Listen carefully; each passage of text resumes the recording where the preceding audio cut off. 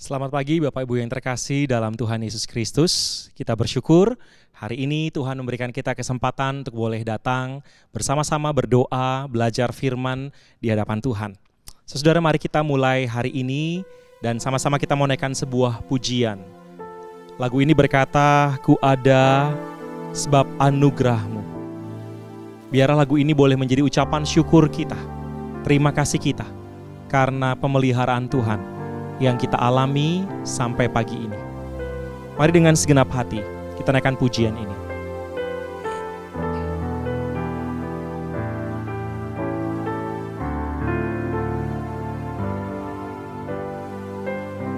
Ku ada sebab anugerah-Mu.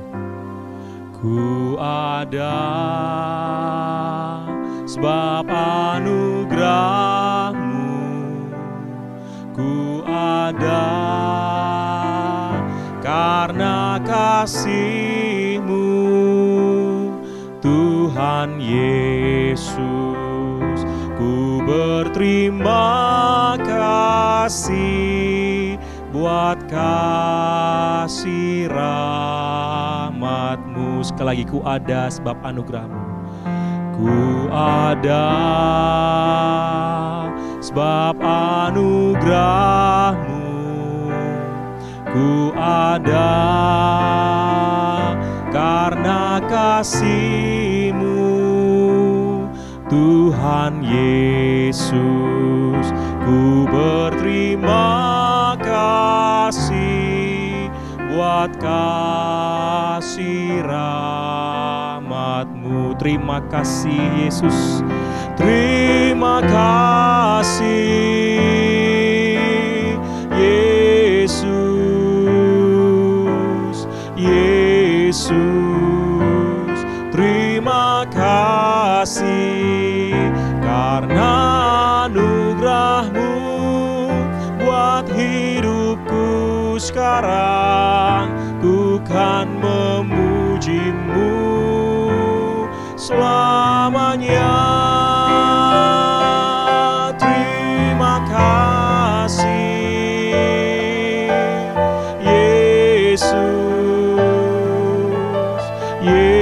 Yesus, terima kasih karena anugerah-Mu buat hidupku sekarang. Ku kan memuji-Mu selamanya. Dengan lembut terima kasih.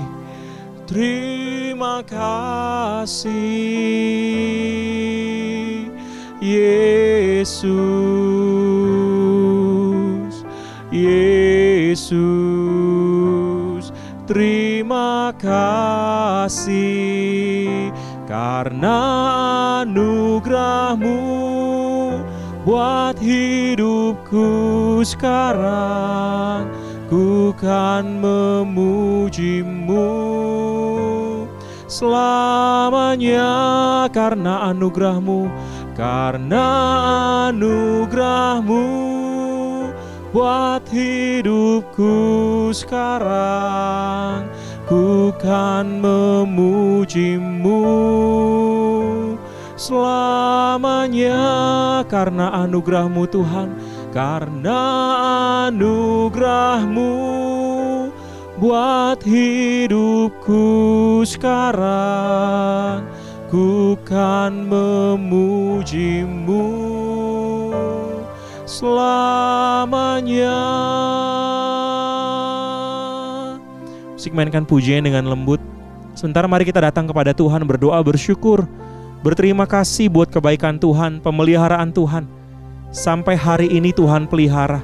Sampai pagi ini Tuhan berikan kita begitu banyak berkat demi berkat, anugerah demi anugerah. Mari kita datang kepada Tuhan, bersyukur kepada Tuhan, dan juga berdoa, berserah satu hari ini. Apapun yang terjadi, biarlah hati kita tetap memuliakan Tuhan, tetap mengingat anugerah-Nya cukup buat kita. Mari kita datang bersyukur dan kita datang berserah ke dalam tangan Tuhan. Kita berdoa. Bapa di surga, kami datang kepadamu. Kami bersyukur, berterima kasih untuk pemeliharaan-Mu yang sempurna, yang tidak pernah berhenti atas kehidupan kami. Hari demi hari kami lalui, sampai kepada hari ini semua hanya karena anugerah-Mu. Bukan karena kehebatan kami, kekuatan kami, pengalaman kami, hikmat kami, relasi kami, apapun itu. Tapi semata-mata hanya karena anugerah dan kebaikan Tuhan. Tuhan yang pelihara keluarga kami, Tuhan pelihara kesehatan kami, Tuhan yang pelihara bisnis kami, Tuhan yang pelihara gereja kami, bangsa kami, pelayanan kami, kerohanian kami. Tuhan yang pelihara semua itu. Kami bersyukur kepada Tuhan karena Tuhan setia memelihara. Kami juga berdoa Tuhan menyerahkan satu hari ini dengan segala misteri, dengan segala apapun yang akan terjadi. Arahkan hati kami untuk mengingat bahwa anugerah Tuhan cukup buat kami, sehingga kami memulai pagi ini dengan hati yang berfokus kepada Tuhan dan kebaikan Tuhan, sehingga kami menjalani hari ini dengan hati yang tenang dan percaya karena tahu Tuhan tidak pernah meninggalkan kami. Sehingga ketika kami harus menghadapi hal yang mendukakan, kami boleh belajar percaya Tuhan beserta kami dalam duka cita itu. Atau ketika kami harus menikmati, Tuhan izinkan ada hal sukacita, kebahagiaan, hati kami tidak sombong, karena kami tahu itu pemberian Tuhan, berkat Tuhan, bukan karena kami, tapi Tuhan yang menganugerahkannya buat kami. Maka biarlah Tuhan, satu hari ini, apapun yang terjadi, hati kami tetap percaya Tuhan beserta kami, anugerah Tuhan cukup buat kami, dan kami bisa melewati hari ini di dalam Tuhan yang memberi kekuatan kepada kami. Demi Kristus Allah yang hidup kami berdoa. Amin. Saudara, kita akan sama-sama mendengarkan firman Tuhan. Mari kita naikkan satu pujian dari KPPK 326, Jadikan Aku Saluran Berkat. Biar lagu ini boleh menjadi seruan kita, sehingga hari ini kita boleh berjalan sebagai saluran berkat dari Tuhan di dalam satu hari ini, bahkan sampai nanti kita berjumpa dengan Tuhan. Sama-sama kita naikkan pujian ini. Di dalam dunia yang penuh liku, banyak yang keluh kesah.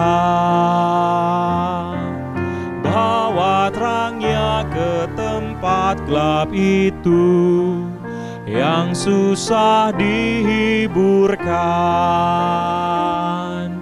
Jadikan aku saluran berkat dan pemancar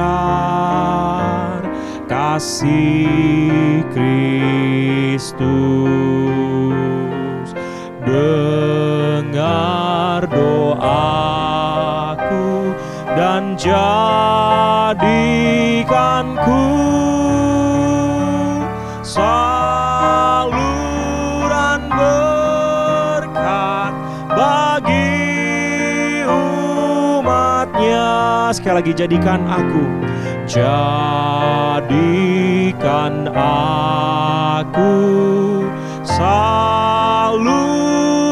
berkat dan pemancar kasih Kristus. Dengar doaku dan jadikanku saluran berkat bagi umatnya. Mari kita berdoa sekali lagi untuk mendengar firman Tuhan. Tuhan, kami membuka hati kami untuk kebenaran firman-Mu. Berbicaralah ya Tuhan, pakailah hamba-Mu dalam segala keterbatasan, agar setiap jemaat Tuhan yang mendengar dalam kondisi mereka masing-masing, mereka boleh mengerti apa yang menjadi kehendak Tuhan, pimpinan Tuhan buat setiap jemaat Tuhan. Berbicaralah ya Allah, sehingga kami terus bertumbuh di dalam pengenalan kami, cinta kami, iman kami kepada Engkau, ya Tuhan Yesus, Juru Selamat kami. Demi nama Tuhan Yesus Allah yang hidup kami berdoa. Amin. Bapak Ibu yang terkasih dalam Tuhan, kita akan melanjutkan seri berbahagia, dan pada pagi hari ini kita akan sama-sama belajar tentang sebuah tema, yaitu pembawa damai. Bapak Ibu, kita sudah sama-sama mengerti bahwa khotbah di bukit ini adalah karakter daripada umat Allah. Apa yang menjadi kehendak Allah, kerinduan Allah bagi setiap umatnya, orang yang percaya kepada Yesus sebagai juru selamat. Dan inilah cara hidup daripada umat Allah selama kita ada dalam dunia ini. Dan kita terus belajar bahwa cara hidup ini terbalik, berlawanan dengan apa yang dunia ajarkan. Kita dibawa oleh Allah untuk menjadi berbeda, untuk menjadi umat Allah yang tidak serupa dengan dunia ini, tetapi yang justru menyatakan terang, yang menjadi garam, yang membawa perubahan cara hidup yang berbeda di tengah-tengah dunia ini. Dan ini adalah sebuah proses perjalanan seumur hidup. Bapak, Ibu, dan saya akan menjalani perjalanan karakter ini, perubahan karakter ini sejak kita selamat di dalam Kristus, sejak kita mengaku percaya kepada Kristus adalah juru selamat kita, dan sejak itu perjalanan kita akan terus di dalam perubahan demi perubahan karakter yang Allah inginkan ini. Saya tidak tahu sudah berapa lama Bapak Ibu percaya kepada Tuhan. Ada yang mungkin sudah lebih daripada 10 tahun, lebih dari 20 tahun, lebih dari 30 tahun. Atau mungkin ada yang baru 10 tahun, 5 tahun, atau mungkin belum sampai 1 tahun. Entah berapa lama kita sudah menjadi percaya kepada Kristus, entah berapa lama anugerah Kristus itu sudah ada dalam hidup kita, yang memilih, mengampuni, menjadikan kita sebagai umatnya. Kita tetap ada dalam proses ini. Sampai nanti kita berjumpa dengan Tuhan di surga, maka proses itu selesai. Tapi sepanjang kita ada dalam dunia ini, maka karakter umat Allah ini adalah proses yang Bapak, Ibu, dan setiap kita akan terus jalani. Dan Allah akan melakukan berbagai perkara untuk memastikan karakter daripada seri berbahagia ini hadir dan terus ada dalam diri orang yang Dia pilih.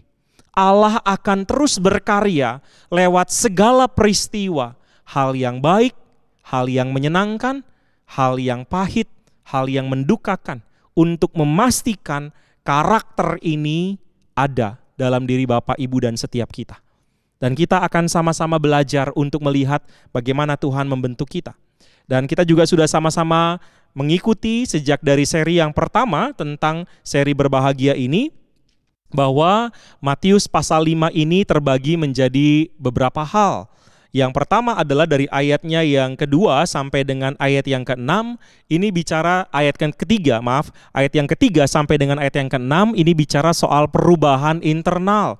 Mulai dari ketika Tuhan berkata berbahagialah orang yang miskin, yaitu artinya ada perubahan dalam hati kita untuk menyadari bahwa Allah adalah sumber kehidupan kita, bukan harta, bukan benda, bukan dunia ini, bukan popularitas, bukan apapun, tetapi kesadaran bahwa saya membutuhkan Allah sebagai sumber satu-satunya.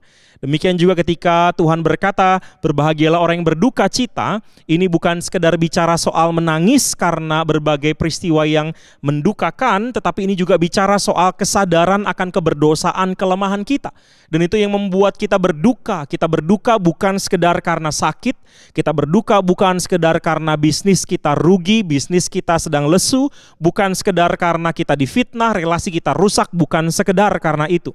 Tapi yang paling utama yang Allah inginkan adalah kita berduka karena menyadari ada dosa, menyadari kita ada bersama-sama dengan orang-orang yang juga berdosa di dalam dunia yang penuh dengan dosa ini. Dan kita menyadari kita membutuhkan pertolongan, keselamatan dari Tuhan. Itu sebabnya kita berduka cita. Tuhan juga berkata berbahagialah mereka yang lemah lembut. Ini bicara soal perubahan diri, hati yang menyadari untuk tidak mengandalkan kekuatan pada waktu menyelesaikan masalah. Kita tidak mengandalkan betapa kasarnya hidup kita, tidak kita mengandalkan betapa banyaknya relasi kita, tidak kita mengandalkan kekuatan secara fisik, kekuatan secara emosi, kekuatan secara apapun. Tapi kita menyadari bahwa di tengah situasi menghadapi pergumulan, kita mengandalkan Allah dan kuasa-Nya. Itulah yang dimaksud dengan belajar dalam kelemah lembutan, hidup dalam kelemah lembutan.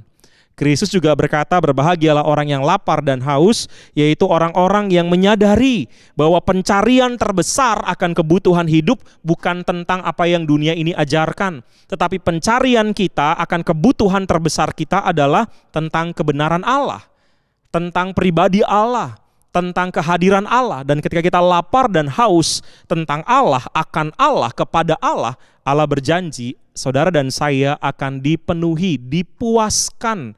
Sepanjang kita ada di tengah dunia ini, kita terus merindukan, kita terus lapar dan haus akan pengenalan tentang Allah, kebenaran tentang Allah, akan relasi kita bersama dengan Allah. Saudara, Allah berjanji Dia tidak akan tinggal diam, Dia akan memuaskan saudara dan saya. Lalu kemudian kita sudah belajar bagian berikutnya, bukan saja tentang perubahan internal, tapi kita sama-sama belajar Matius 5 ayat 7-10, ini bicara soal perubahan eksternal. Dan kita sudah belajar dua karakter tentang perubahan eksternal. Yang pertama adalah bicara tentang murah hati, yaitu cara hidup umat Allah yang kemudian menjadi saluran berkat dari Allah kepada orang lain. Cara hidup kita sebagai orang yang diberkati untuk kemudian dipakai oleh Allah melalui kemurahan hati kita menjadi saluran berkat buat orang lain. Lalu kemudian karakter berikutnya yang Allah juga bentuk adalah kesucian hati. Ini bukan bicara hidup yang tanpa berdosa, ini bukan bicara kesempurnaan dalam pengertian perfect, dalam pengertian tidak bersalah sama sekali, bukan itu maksudnya. Tapi kesucian hati ini bicara tentang cara hidup umat Allah ketika berelasi dengan orang lain, kita berelasi di dalam ketulusan. Kasih kita kepada orang lain bukan karena agenda pribadi, bukan karena hendak memanipulasi, bukan karena ada pamrih atau maksud tertentu, tapi kasih kita kepada orang lain adalah kasih di dalam ketulusan. Karena kita menyadari ada berkat dari Allah, ada kebaikan dari Allah, dan kita mengasihi orang-orang di sekitar kita dengan tulus. Dan hari ini kita akan sama-sama belajar cara hidup eksternal, satu perubahan eksternal yang lain yang harus dinyatakan juga, yaitu tentang pembawa damai. Sama-sama kita akan baca Matius pasal 5 ayat yang ke-9. Kita akan baca dua kali ya. 1, 2, 3. Berbahagialah orang yang membawa damai, karena mereka akan disebut anak-anak Allah. Sekali lagi. 1, 2, 3. Berbahagialah orang yang membawa damai, karena mereka akan disebut anak-anak Allah. Bapak Ibu yang terkasih dalam Tuhan, ketika bicara tentang bagian ini, berbahagialah orang yang membawa damai, maka fokusnya adalah tentang satu pribadi, satu subjek, satu orang yang membawa damai. Dalam bahasa Yunaninya disebut sebagai eirenopoioi. Eirenopoioi, yaitu sebuah cara hidup yang secara aktif membawa damai kemanapun orang itu pergi, dimanapun orang itu berada, dalam situasi apapun, kondisi apapun, berjumpa dengan orang macam apapun, maka orang itu disebut sebagai peacemaker, orang yang secara aktif membawa damai. Ada beberapa dimensi yang kita perlu pahami tentang membawa damai ini. Yang pertama adalah orang tersebut membawa damai karena dia sudah mengalami damai dari Allah terlebih dahulu. Dia bukan orang yang tidak mengalami damai. Dia bukan orang yang sedang mencari pamor. Dia bukan orang yang sedang mencari panggung. Dia bukan orang yang sedang kepengen menjadi bintang atau pahlawan. Bukan. Tapi membawa damai karena dia sudah mengalami damai. Karena dia tahu apa artinya damai. Karena hatinya sudah teduh, sudah tenang, sudah damai. Itu sebabnya kemana dia pergi, damai yang dalam hidupnya itu mengalir secara natural. Ini bukan sesuatu yang dibuat-buat. Ini bukan sesuatu yang kemudian dijadikan proyek perdamaian. Bukan menjadi sesuatu yang dijadikan proyek pendamaian, bukan. Tetapi menjadi sesuatu yang memang mengalir dalam hidupnya. Dia ngerti artinya damai. Dia alami betapa indahnya damai. Dan itu sebabnya ketika dia berjumpa dengan orang-orang yang sedang dalam konflik, bertemu dengan situasi yang sedang ada dalam konflik, berjumpa dengan situasi-situasi yang penuh dengan kepahitan dan segala hal yang tidak nyaman, maka hatinya yang sudah mengalami damai akan kemudian mengalir keluar damai itu. Dia akan mengusahakan, dia akan bekerja keras, dia akan memikirkan cara, dia akan memohon kepada Tuhan supaya mendapatkan hikmat agar damai itu boleh hadir di kondisi, di konteks di mana dia berada. Dan ketika kemudian orang-orang mencoba untuk menertawakan dia, menghina dia, mempermainkan dia, orang yang sudah membawa damai ini tidak akan mudah untuk meledak. Tidak akan mudah untuk kemudian berespon. Seperti halnya kalau Bapak Ibu meminum botol soda, minum soda di botol atau di kaleng, ketika dia diaduk, lalu kemudian dibuka, maka itu akan kemudian moncrat kemana-mana, bukan? Orang yang damai, yang sudah mengalami damai, tidak akan seperti itu. Dia tidak akan responsif. Dia bukan berarti kemudian jadi tell me ya, telat mikir, atau kemudian jadi kebas, hatinya nggak ada emosi, bukan. Dia tetap bisa merasakan sakit, dia tetap bisa merasakan hinaan itu, dia tetap bisa merasakan betapa tidak nyamannya dipermainkan, dicurangi, dihianati dan segala macam. Tetapi yang berbeda adalah dia tidak meresponnya dengan buru-buru seperti orang yang tidak memiliki damai. Orang yang tidak memiliki damai akan sangat mudah untuk meledak. Orang yang tidak memiliki damai akan sangat mudah untuk emosi. Tapi orang yang memiliki damai, Bapak Ibu, dia akan belajar untuk menenangkan diri terlebih dahulu dan meresponi dengan jauh lebih bijaksana. Itulah sebabnya dikatakan dalam bagian ini, berbahagialah mereka sebagai peacemaker, orang yang secara aktif membawa damai. Karena dia mengalami damai dan dia dipakai untuk membawa damai, menghadirkan damai kemana dia pergi. Dan dimensi yang berikutnya ketika bicara soal membawa damai, ini juga bicara soal menjaga kedamaian. Menjaga kedamaian dalam pengertian orang ini akan menghindari konflik, mengurangi konflik. Atau kalaupun konflik itu harus terjadi, maka orang ini akan mengelola konflik dengan sehat, dengan sebuah tujuan agar kerukunan itu tetap ada. Maka dia tidak akan mengambil konflik itu sebagai kesempatan agar namanya naik.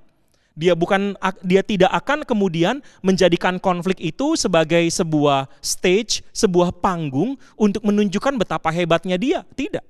Dia juga tidak menjadi orang yang naif, yang tidak mau konflik, tidak suka konflik, yang benci konflik. Bukan. Orang yang damai dalam hatinya tahu bahwa dia ada di dunia yang berdosa. Dan artinya konflik adalah sesuatu yang tidak bisa dihindari. Maka dia akan belajar untuk mencoba seminimal mungkin menghindari konflik. Kalau nggak bisa menghindari konflik, dia akan belajar untuk mengurangi konflik itu supaya tidak terlalu tajam, tidak terlalu luas, tidak terlalu besar. Tapi kalaupun sampai nggak bisa, maka dia akan belajar mengelola konflik itu. Dan inilah menjadi bagian di mana orang yang hatinya sudah damai akan meresponi konflik dengan cara yang berbeda. Dan kemudian dimensi yang berikutnya adalah dia bukan cuma sekedar menjaga kedamaian, tapi dia juga mengusahakan agar kedamaian itu muncul. Seandainya ini ada di tengah-tengah situasi di mana ada dua kubu yang memang sudah begitu lama berantem, begitu lama tidak tegur sapa, begitu lama saling cuek, begitu lama menyimpan kebencian, maka orang yang hatinya sudah penuh dengan damai, dia akan menjembatani dua pihak tersebut atau lebih, misalnya ada beberapa pihak yang sedang konflik untuk kemudian kembali memiliki relasi yang sehat seperti yang Allah inginkan.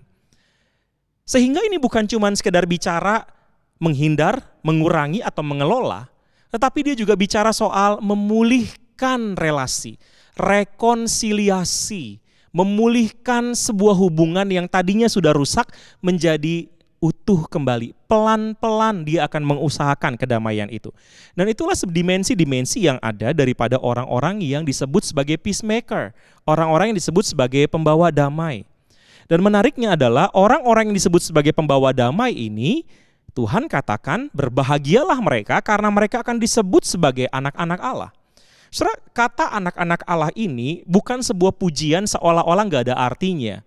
Karena kalau kita mau berpikir dengan jujur di tengah dunia, apalah artinya disebut sebagai anak Allah?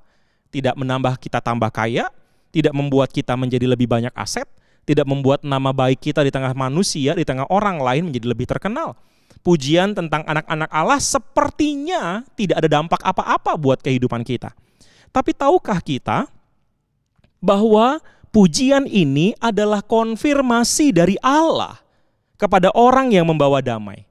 Ini adalah konfirmasi dari Allah sendiri bahwa ketika orang-orang tersebut yang sudah mengalami damai dari Kristus, kemudian dia hadir di sebuah kondisi, dan damai dari Kristus itu dia salurkan kepada orang-orang yang sedang konflik. Bukan dengan kekuatan manusia, bukan dengan cara manusia belaka, bukan sekedar dengan hal-hal yang sifatnya antropologis, ilmu tentang kemanusiaan, atau secara psikologis, ilmu tentang kejiwaan manusia. Bukan cuman sekedar itu, sekalipun antropologis, kemudian psikologis, lalu kemudian hal-hal yang lain yang berhubungan dengan manusia itu juga penting untuk menciptakan kedamaian.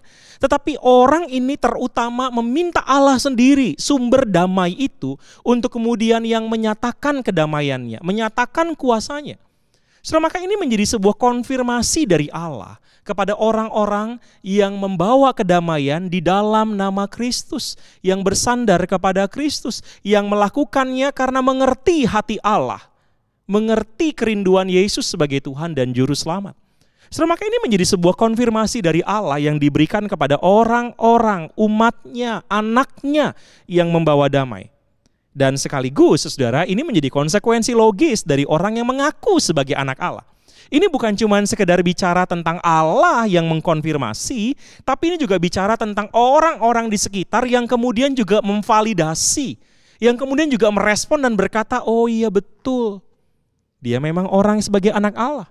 Karena kelihatan dari cara hidup kita, karena terlihat dari bagaimana kita meresponi konflik, kita bukan memperparah masalah, kita bukan kemudian menjadikan yang kecil jadi besar, atau kemudian kita menjadikan yang besar menjadi betul-betul lebih besar lagi. Bukan seperti itu. Tapi kita menjadi orang-orang yang meresponi dengan bijak, membawa damai, mendamaikan, mengusahakan agar konflik itu tidak sampai kemudian jauh lebih parah dari yang bisa kita bayangkan. Itu menjadi sebuah validasi, atau orang-orang di sekitar kita kemudian mengakui bahwa kehadiran kita betul membawa damai. Selain itu, saudara, kenapa disebut berbahagia? Karena ketika kita menjadi orang-orang yang membawa damai, kita sebenarnya sedang mengikuti teladan Kristus. Saudara, Kristus ketika dia datang ke dalam dunia ini, saudara, betul ada begitu banyak masalah yang terjadi antara Kristus dengan para ahli Taurat, dengan orang Farisi, dengan orang Saduki. Betul ada begitu banyak konflik yang terjadi. Tetapi di tengah-tengah konflik itu, saudara, Kristus hadir dan kemudian mengizinkan konflik itu ada. Dia ada di tengah konflik itu karena dia punya sebuah tujuan yang jelas. Tujuannya adalah melalui konflik itu dia membawa damai kepada orang berdosa, kepada manusia berdosa. Saudara, kalau kita kembali melihat ketika kita sakit dan kemudian luka misalnya begitu ya. Saudara, luka itu kalau nggak dibersihkan, maka luka itu akan infeksi dan justru akan semakin parah. Tapi ketika dibersihkan, sakitnya minta ampun. Ketika luka itu harus dibersihkan dengan menggunakan cairan-cairan tertentu, sebenarnya nggak ada orang yang bisa ketawa menikmati ketika luka itu dibersihkan. Paling tidak menjerit kesakitan atau mengadu atau menahan. Kenapa, saudara? Karena memang tidak nyaman. Dan itulah yang Kristus lakukan ketika dia datang ke dunia dan kemudian berdiskusi, berdebat, mengalami konflik dengan ahli Taurat, orang Farisi, orang Saduki, dengan orang-orang yang tidak mengerti. Kenapa? Karena Tuhan harus mengorek luka itu, membersihkan luka itu yang sudah membusuk begitu lama. Tuhan harus bersihkan dan bereskan itu. Demi apa? Demi agar manusia tidak terjebak di dalam keberagamaan yang salah, yang palsu, yang mendukakan hati Tuhan. Kristus mengalami konflik dengan orang-orang Farisi, ahli Taurat, orang Saduki, karena Kristus menginginkan hati mereka mengerti cinta Allah yang besar buat mereka melampaui ritual keagamaan mereka. Dan itu dinyatakan dalam diri Yesus, sekalipun harus lewat konflik. Saudara, maka bedanya adalah, ada orang sengaja konflik karena memang pengen egonya dipuaskan. Ada orang sengaja konflik karena kepengen agar apa yang menjadi kehendaknya dikerjakan. Tapi saudara-saudara, Yesus, dia membawa damai, sekalipun harus melewati konflik, tapi goalnya jelas, ada kedamaian. Ini bukan sekedar tentang siapa yang benar, ajaran mana yang benar, bukan.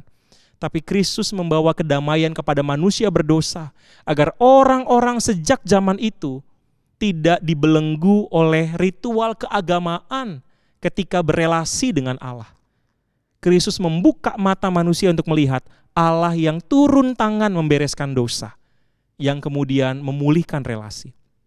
Saudara, itu sebabnya Kristus juga ketika dalam kehidupan di tengah-tengah dunia ini, jelas kehadirannya, sekalipun ada konflik, sekalipun ada masalah, sekalipun dia harus mati di kayu salib, kita sama-sama tahu goalnya adalah mendamaikan Allah dan manusia. Dia sebagai pembawa damai, bukan sekedar agar manusia lepas dari dosa, tapi juga agar manusia bisa rekonsiliasi dengan Allah. Itu sebabnya Kristus datang ke tengah-tengah dunia ini menghadapi banyak hal, sekalipun di dalamnya ada konflik sekali lagi. Saudara, maka itulah alasan Tuhan berkata, berbahagialah ketika saudara dan saya membawa damai. Kenapa? Karena kita sedang mengikuti teladan Kristus. Kita sedang mengikuti jejak langkah Kristus, maka itu berbahagialah saudara dan saya. Sebuah kebahagiaan yang tidak dapat dibandingkan dengan harta, benda, atau apapun. Maka apa aplikasinya buat setiap kita? Yang pertama adalah, saudara, mintalah pertolongan Tuhan untuk mengalahkan ego kita dan menahan emosi. Kadangkala kesulitan terbesar untuk membawa damai adalah kita belum bisa mengalahkan ego. Kita belum bisa menahan emosi. Itu sebabnya sulit untuk kita membawa damai atau bahkan untuk mendamaikan orang lain. Maka hari ini berdoalah kepada Tuhan. Kita tidak tahu satu hari ini apa yang akan terjadi. Tapi apapun yang terjadi, minta pertolongan Tuhan. Agar kita boleh menekan ego kita, mengalahkan ego kita, menahan emosi kita. Sehingga satu hari ini kita meresponi apapun yang terjadi di dalam kedamaian daripada Allah. Yang kedua, saudara, jangan menyapu kotoran ke bawah karpet. Jangan berelasi dengan orang seperti menyapu kotoran ke bawah karpet. Saudara, kalau orang menyapu kotoran ke bawah karpet, kelihatannya bagus, kelihatannya bersih, kelihatannya indah. Tetapi kita semua sama-sama tahu, ada yang busuk, dan yang busuk itu ditutupi dengan karpet. Saudara, tidak ada orang membersihkan rumah dengan cara menyapu semua yang busuk masuk ke dalam karpet. Tapi masalahnya, ada begitu banyak orang Kristen berelasi dengan sesama atau bahkan dengan orang yang non-Kristen dengan cara yang seperti ini. Seolah-olah menutup mata dengan semua kesalahan, lalu kemudian berpura-pura kesalahan itu tidak ada, lalu kemudian bersikap seolah-olah nggak ada masalah sama sekali. Tapi yang terjadi apa? Kebencian, sakit hati, kemudian segala hal yang busuk itu tertanam di dalam hati. Dan itu bukan cara Kristus menyelesaikan masalah. Saudara, kalau lihat bagaimana Kristus datang ke dalam dunia ini, membawa damai, dia mati di kayu salib. Itu caranya, agar kedamaian itu terjadi. Kristus bukan berpura-pura bodoh, tutup mata dengan dosa manusia. Kristus bukan kemudian pura-pura tidak mendengar semua keluh kesah dan semua kesulitan yang dialami manusia. Tidak, saudara. Tuhan deal, Tuhan berhadapan dengan semua itu, sekalipun sakit. Tapi Tuhan kerjakan itu agar yang busuk itu tidak tertanam, tersimpan dalam diri manusia. Demikian juga dengan kita. Ketika ada masalah yang terjadi, jangan sapu kotoran ke bawah karpet. Hadapi masalah itu. Kalau bagian kita untuk minta maaf, minta maaf. Kalau kita yang dirugikan, kita yang menjadi korban, minta pengampunan daripada Allah. Agar kita dimampukan untuk mengampuni, dan akhirnya konflik itu bisa selesai, dan ada rekonsiliasi, ada kedamaian. Kedamaian tidak akan pernah terjadi pada waktu kita menyapu kotoran ke bawah karpet. Itu kedamaian palsu. Itu seperti menunggu bom waktu meledak. Ketika masalah semakin berlarut-larut karena tidak pernah diselesaikan, yang terjadi adalah kebencian itu pasti meledak dan konsekuensinya akan jauh lebih berbahaya. Dan yang terakhir, saudara, mohon Tuhan berikan kita hikmat. Kalau Tuhan yang hadirkan kita di tengah situasi di mana ada orang-orang sedang konflik, kita hadir di situ, minta hikmat dari Tuhan, agar kehadiran kita tidak memperkeruh suasana, agar kehadiran kita justru membawa kedamaian. Berdoalah sama Tuhan, agar kita tahu bagaimana harus bersikap, mendamaikan orang-orang yang kita tahu sedang bertengkar, sedang konflik. Jangan tutup mata, jangan tutup telinga, jangan pura-pura nggak tahu. Minta hikmat dari Tuhan. Karena untuk itulah Tuhan mengizinkan saudara ada di kondisi itu, di waktu itu, di situasi itu. Karena Tuhan mau pakai saudara menjadi saluran berkat-Nya, saluran kedamaian-Nya. Sebagai penutup saudara, saya rindu kita bisa sama-sama menjadikan satu doa ini. Doa dari seorang bernama Santo Fransiskus dari Assisi. Sebuah doa yang sangat indah. Ada lagunya juga. Kalau saudara bisa mencari nanti, Make Me a Channel of Your Peace. Itu judul lagunya. Make Me a Channel of Your Peace. Kalau saya nggak salah ya saudara ya. Tapi kira-kira terjemahannya adalah seperti ini. Dan saya rindu mengajak saudara membacanya. Bukan sekedar membaca, tapi jadikan tulisan ini sebagai doa kita di hadapan Tuhan. Tuhan, jadikanlah aku pembawa damai. Bila terjadi kebencian, jadikanlah aku pembawa cinta kasih. Bila terjadi penghinaan, jadikanlah aku pembawa pengampunan. Bila terjadi perselisihan, jadikanlah aku pembawa kerukunan. Bila terjadi kesesatan, jadikanlah aku pembawa kebenaran. Bila terjadi kebimbangan, jadikanlah aku pembawa kepastian. Bila terjadi keputusasaan, jadikanlah aku pembawa harapan.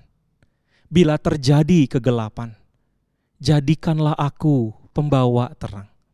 Bila terjadi kesedihan, jadikanlah aku pembawa sukacita. Ya Tuhan Allah, ajarlah aku untuk lebih suka menghibur daripada dihibur, mengerti daripada dimengerti, mengasihi daripada dikasihi. Saudara bisa berhenti sebentar melihat tayangan YouTube ini. Saudara bisa pause, saudara bisa jadikan lagu ini, doa ini sebagai doa saudara. Ambil waktu sebentar, baca lagi, doakan lagi. Dan setelah itu saudara bisa kemudian melanjutkan tayangan ini lagi, untuk kemudian kita sama-sama menutup persekutuan doa ini. Mari kita berdoa. Tuhan yang baik, kami datang kepadamu dan memohon Tuhan jadikan kami sebagai saluran damai Tuhan, pembawa kedamaian Tuhan. Tapi sebelum kami pergi dan menjadi pembawa damai, penuhilah kami terlebih dahulu oleh damai-Mu ya Allah. Kami memohon belas kasihan-Mu. Satu hari ini apapun yang terjadi, penuhi kami ya Tuhan, dan pakai kami ya Tuhan, agar damai yang dari Tuhan bisa dirasakan dalam hidup kami dan orang-orang yang membutuhkan di sekitar kami. Kami juga mau bersyafaat, kami berdoa buat bangsa dan negara kami. Terus kami memohon kepada Tuhan, berkatilah Indonesia di tengah situasi pandemi ini, di tengah inflasi yang makin hari diperkirakan makin parah, di tengah kenaikan harga-harga barang, di tengah banyak hal yang terjadi soal ketidakstabilan politik, hukum, kepercayaan masyarakat yang sepertinya mulai menurun karena kasus-kasus yang terjadi. Tuhan, kami berdoa, Tuhan, lindungilah Indonesia. Berikan hikmat bagi pemerintah kami untuk mengatasi masalah-masalah itu. Kami juga berdoa menyerahkan buat gereja kami. Biar gereja kami boleh menjadi saluran berkat Tuhan.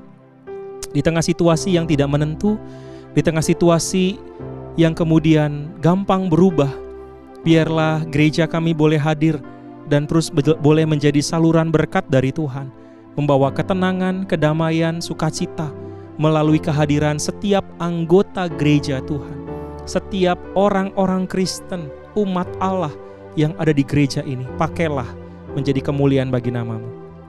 Kami juga berdoa menyerahkan untuk badan-badan misi yang terus mengerjakan pemberitaan Injil Tuhan, yang terus mengerjakan penjangkauan jiwa-jiwa melalui cara-cara yang mungkin terlihat dengan mata, yang gampang dikenali lewat program-program kemanusiaannya, ataupun melalui setiap kegiatan yang terjadi tanpa kami tahu, tanpa kami dengar, tetapi hamba-hamba-Mu yang ada di lapangan menjangkau jiwa dengan serius, dengan sungguh-sungguh.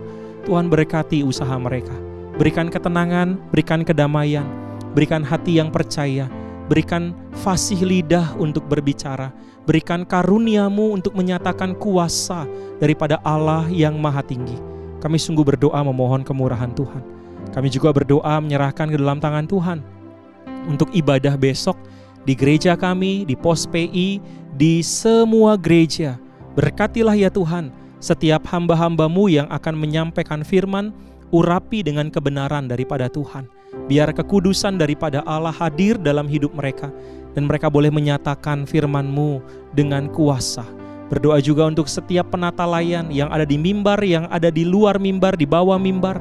Tuhan berkati agar setiap pelayan Tuhan terus bersandar pada kekuatan Tuhan, dan Tuhan pakai menjadi saluran berkat bagi jemaat Tuhan untuk membangunkan kerohanian setiap jemaat-Mu. Berkati juga Tuhan setiap alat-alat yang kami gunakan, setiap sarana prasarana yang kami pakai.